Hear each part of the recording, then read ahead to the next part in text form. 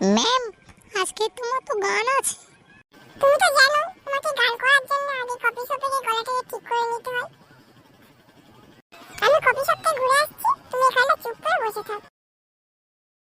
মালকিন, তুমি কোথায় যাবে? আমাকে কফি শপে নিয়ে চলো। আচ্ছা মালকিন, ঠিক আছে। এই তো সেই রেস্টুরেন্ট। হ্যাঁ, এটাই তো সেই রেস্টুরেন্ট। তো তুমি গাড়িটা নিয়ে বাড়িয়ে দাঁড়াও, আমি আসছি। বলছি আমার যে এত গানের অসুবিধা হচ্ছে, আমি গানটা কোথা থেকে গাইবো?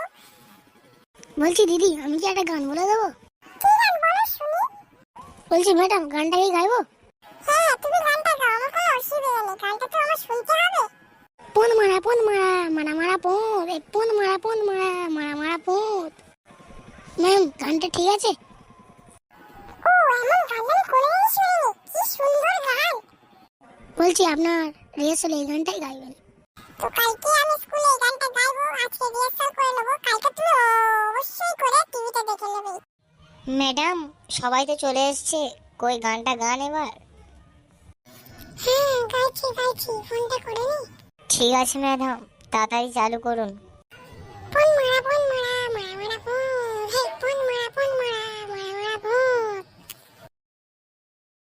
বাহ, আমার গানটা তো খুব ভালোই করেছে ম্যাডাম। দাঁড়াও, ম্যাডামের কাছে ফোন করি, দেখি কোথায় আছে। হ্যালো ম্যাডাম, আপনি কোথায় আছেন? হ্যাঁ, কফি শপে এসে দেখা করো।